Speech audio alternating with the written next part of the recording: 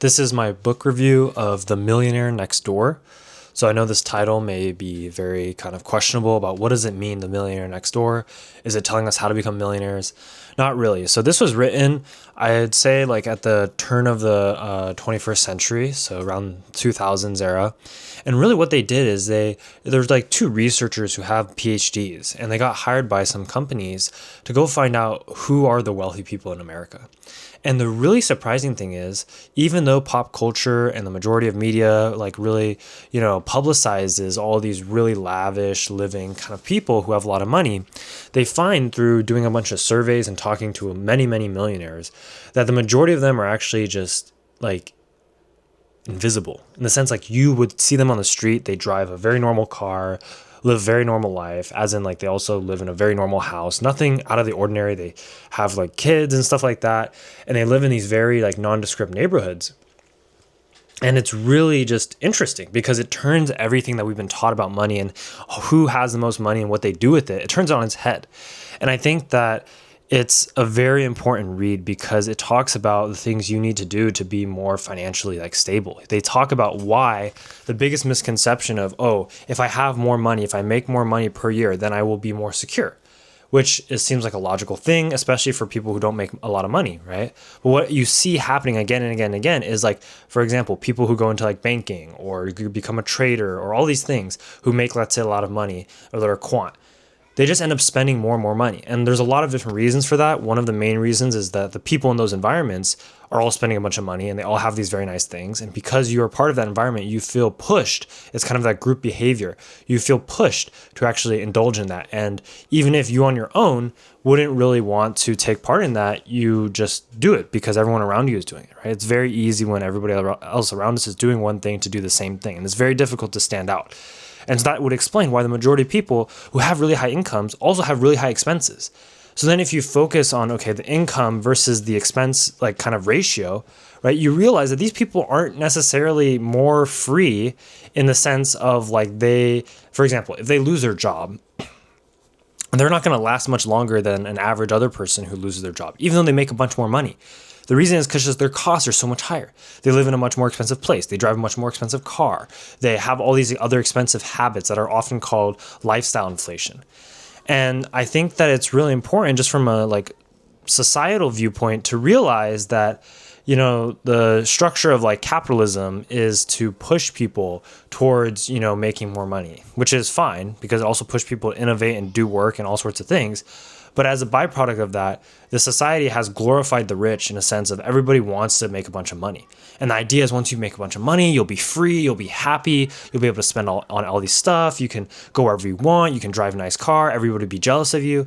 But the truth of the matter is, it's just selling you that money will make you happy. But we all know, and you should all know, that money does not make you happy. There is no correlation. There are people who don't have a lot of money and their, relationships and their family and those things, if they have good relationships, good ties with their family and, find a purpose in life, they actually are very happy, even more so than somebody who makes much more than them.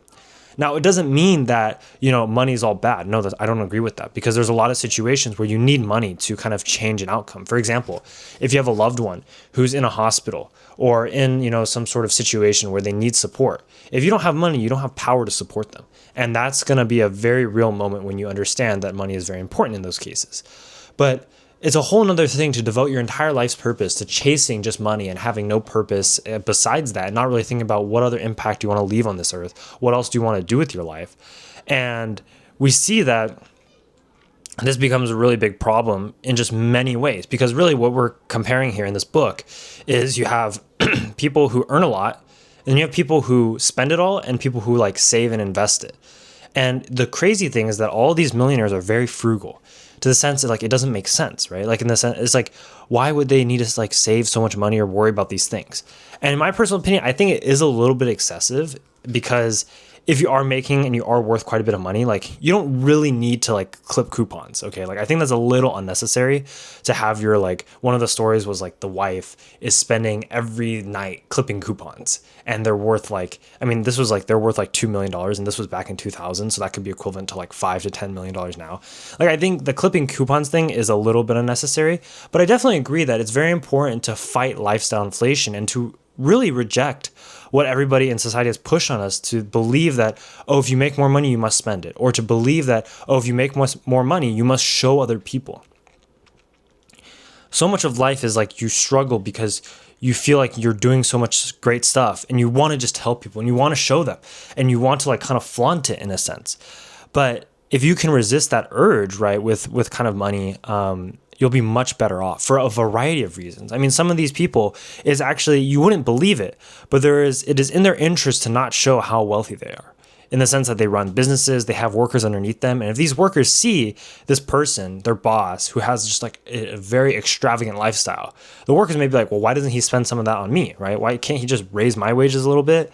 And regardless of what the actual correct solution is, that just breeds a bunch of, kind of discontent among the workers, and that can be very bad for business. But on the other hand, it is true that certain industries, if you do work in those industries, like for example, like banking, and it is an expectation that you do own certain goods of like you show up in a nice piece of like clothing, right?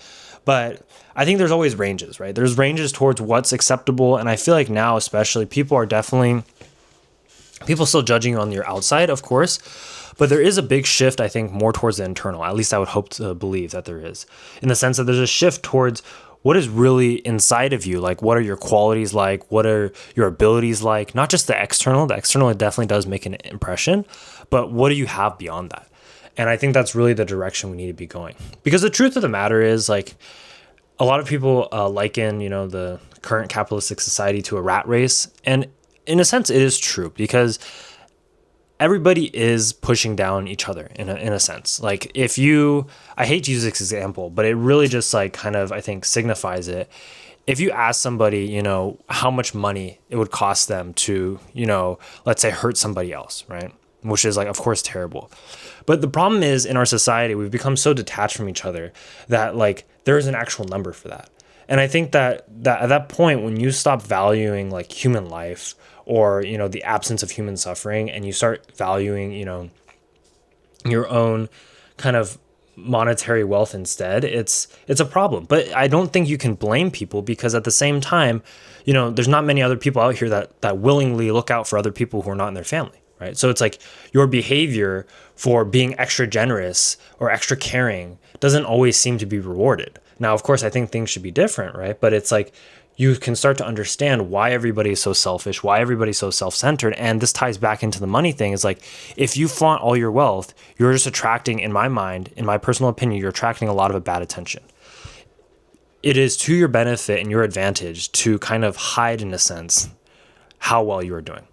For multiple reasons. It also, like, they talked about the kids, in the sense that kids growing up frugal and and have some discipline, they actually do much better later on in life, versus rich parents who just, let's say, like, only give their kids whatever they want. And then as a result of that, the kids become extremely spoiled, but also not even the spoiled part. They just live these lives where they're completely dependent. A lot of times they feel like they don't have meaning. So I think that's a very powerful thing. And I think it's something I've thought about too, is like, if I ever get to the point where I do have a lot of money, and people in this book were talking about like, oh, how much money they're going to leave for their kids and these kind of things. Like, I think that I want to be, remembered, and like, through my kids, through the lessons that I teach them and the values that I instill in them, because I've started to understand, as you just go through life, that the reality is like money comes and goes, a lot of things come and go, but like if you have that kind of bedrock truth and you were like taught well, trained well, etc., you can weather a lot of difficulty. And so I would rather, impart on my kids that kind of like knowledge and wisdom, right? Of like being able to, like teaching them how to fish instead of giving them fish, right? That's the idea. So that in whatever situation, I know that they'll be confident and able to figure something out. They may not be successful right away, but that would be like something they can figure out. And in my opinion, that is much more important than, let's say, giving them like $1 million when I like pass away, right? So I think we need to really put a higher emphasis on things that are not monetary related.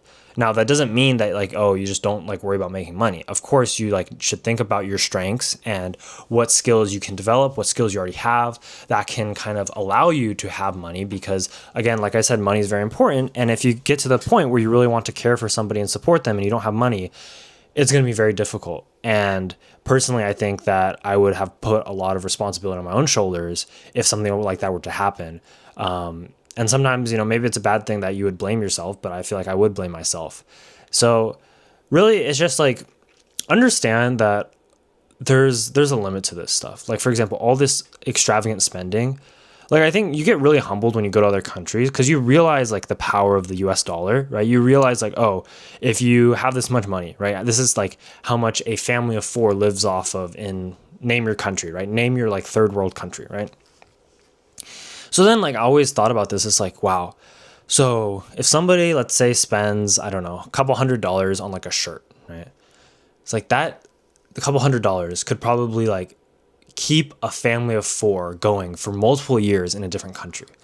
And so that's really when you start to question the impact of what are you doing? What are you making this money for and why? Because like I guarantee you when you buy that shirt, you put it on, it's going to give you less satisfaction than you think it does. And if the only satisfaction you get is from other people seeing it, like again, it's just going to make other people not like you. Because if there's people who like, let's say, don't have as much as you, they're just going to be very jealous and you don't want to breed jealousy. Or like if you drive a really nice car into like bad areas, right? They're going to like want to like take something from you. And you're just giving yourself a big target on the back, of you that's like big flashing red saying, I have way too much money. Like, please rob me and please, take my stuff, or even just people like being really jealous of you. So no, I think that society really overvalues the flashy and glamorous and doesn't realize that those come with real costs and not much benefit. And I think that all of us would agree that by helping others, we feel a lot of gratitude and like, being very fulfilled. And that we should instead, make a lot of money and then use that and use it as momentum, use it as a kind of source of power to enact some sort of change that we'd like to see. I think personally for me, something I would like to see is like, I know some people with like rare diseases. And so for them, there's a lot of treatments in the United States that are like very expensive. And like a lot of these people were just born with these conditions. There was nothing that they could do. And the treatments exist. They're just so expensive. Like they cost like $1 million a year. So I think like donating a cause towards that and knowing that you're helping people who, are really just really suffered from just like kind of, I guess, a bad like chance happening, right? They had genetics and this just led to this disease, right? That's like unfortunate and they don't really have the ability to change their situation. I think doing something like that and knowing that you're, waking up with a purpose each day, that's not just to kind of stack all these material things, because it's been shown time and time again, these material things do not make you happy. And only by focusing on relationships and with other people do you become and achieve happiness. So yeah, I mean, this book really was, I think, very important. It shows that a lot of millionaires, right, actually just buy the same car and keep it for like 10, 15 years. They don't live in these really expensive homes.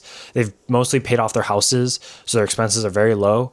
And they pretty much just continue to invest. And I think a really good quote from this was like, a lot of people look at millionaires and they're like, why would you, be so frugal? Why would you do this? But it's also like you look at somebody who's running, and the person who's running is typically fit. But you don't be like, oh, like, why are they running? They're already fit. No, they are fit because they're running, right?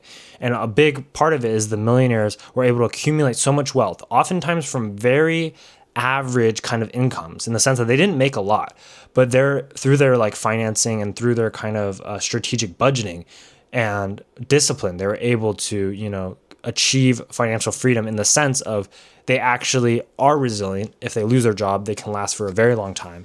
And I think that's a new metric that we need to really prioritize, is not how much money can I make in a job. I feel like we personally should work to stop working, in the sense that we should work with the goal of stopping work, of stopping having to, go into a job that maybe you don't like, or stopping having to spend time excessively away from family. Because I mean, you see a lot of these careers really have detriments and impacts outside the scope of what you would ideally want. I think that this is definitely a bit outdated, but I think the concepts are very, very applicable. And that really a lot of people should take note of it, because I think money is really what you make of it. And a lot of people, unfortunately, in this world have this desire created within them for things that they realize don't actually have utility, but are just status symbols. And this desire has been created and fostered in anybody in a capitalistic society since like a very, very young age. So if you have any other questions, put them down below. Otherwise, subscribe for more, and I'll see you in the next video.